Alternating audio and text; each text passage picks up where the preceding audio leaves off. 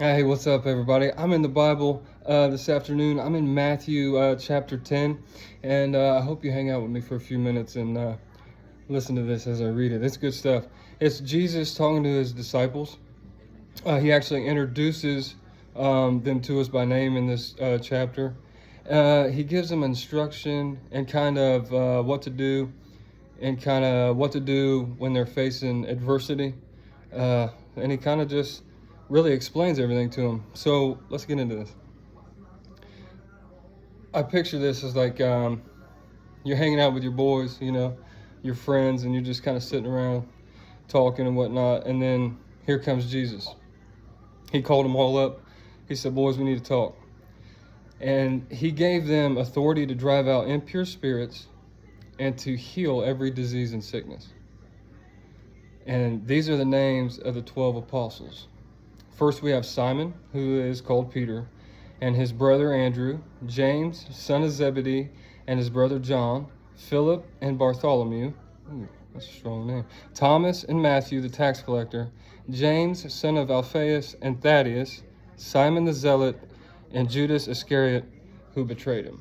So those are his 12. Those are his boys, and those are his names. So let's keep going. These 12 Jesus sent out with the following instructions. Do not go among the Gentiles or enter any town of the Samaritans. Rather, go to the lost sheep of Israel. So he's like, we're not going to mess around on this mission. We're going straight to Israel. We're getting the lost sheep, boys. That's what we got. And as you go, proclaim this message. The kingdom of heaven has come near. Heal the sick, raise the dead, cleanse those who have leprosy, drive out demons. Freely you have received, freely give. So Jesus is telling them here, as freely as I gave you the power to do these things, go out and give freely to these people. Give healing, give love, and then let them know that the kingdom of heaven is near. Let's keep going. Do not get any gold or silver or copper to take with you in your belts. No bag for the journey or extra shirt or sandals or a staff, for the worker is worth his keep. Ooh. If I'm like, wait a minute, we don't get a to-go bag? We're on this journey. It's hot. I'm gonna at least need an extra shirt, Jesus, come on. And he goes, nope, as you are. You go as you are, because a worker is worth his keep. So remember that. As whatever town or village you enter, search there for some worthy person and stay at their house until you leave. As you enter the home, give it your greeting. If the home is deserving, let your peace rest on it. If it is not, let your peace return to you. If anyone will not welcome you or listen to your words, leave that home or town and shake the dust off your feet. So Jesus is telling them, if anybody turns you away and isn't accepting of you, hey, shake it off, buddy. Knock the dust off of yourself, hey, and we're going to move on. I'm with you. And like, as we can relate to this, because like as we share our experience and like with God and like our walk with God, if we share that with others, we can't expect to reach everyone, and everyone's going to be just accepting of the gospel. But we can, however, share the message with.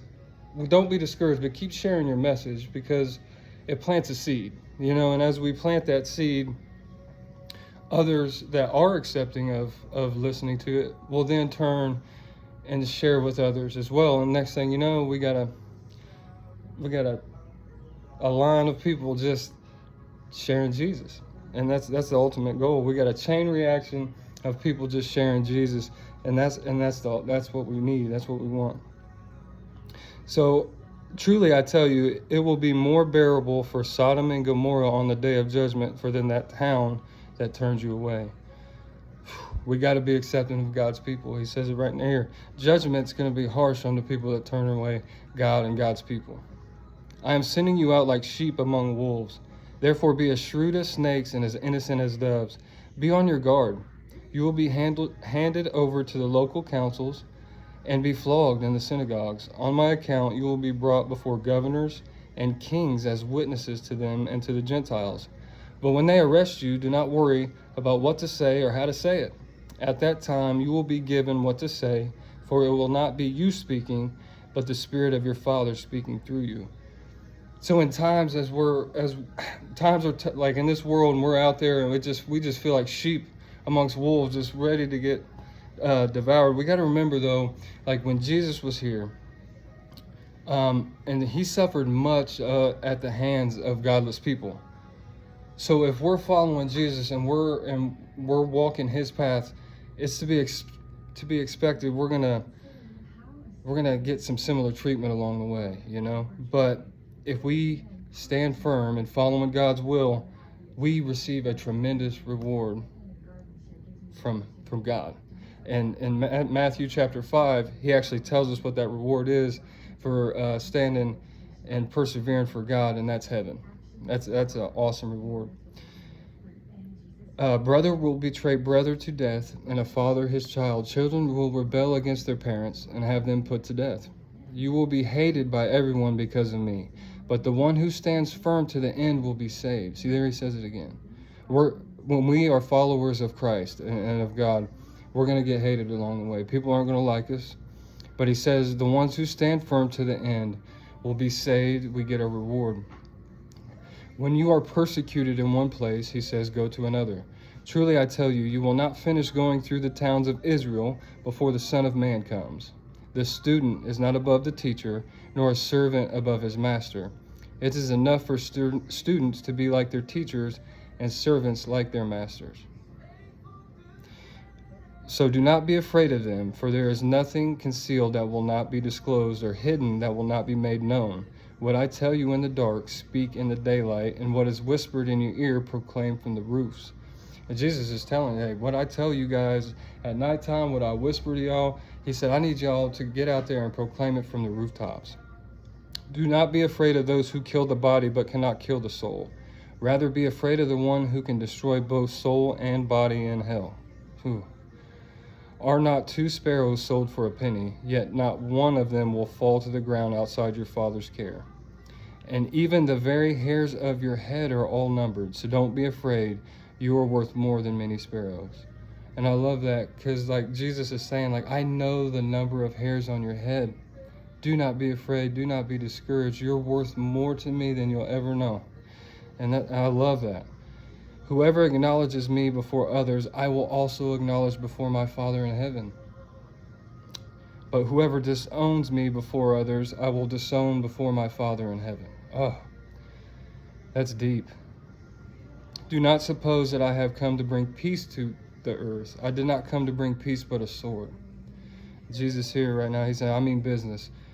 For I have come to turn a man against his father, a daughter against her mother, a daughter-in-law against her mother-in-law. A man's enemies will be the members of his own household.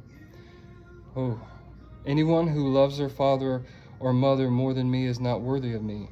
Anyone who loves their son or daughter more than me is not worthy of me. Whoever does not take up their cross and follow me is not worthy of me. Jesus is saying, you have got to put me over absolutely everything in your life. And that's what he means by that. And that's what we've got to do. We have got to literally put God first in our lives, always. But whoever finds their life will lose it, and whoever loses their life for my sake will find it. Anyone who welcomes you welcomes me, and anyone who welcomes me welcomes the one who sent me. Whoever welcomes a prophet as a prophet will receive a prophet's reward. And whoever welcomes a righteous person as a righteous person will receive a righteous person's reward. And that reward's heaven, remember. And if anyone gives even a cup of cold water to one of these little ones who is my disciple, truly I tell you, that person will certainly not lose their reward. Man, I love it.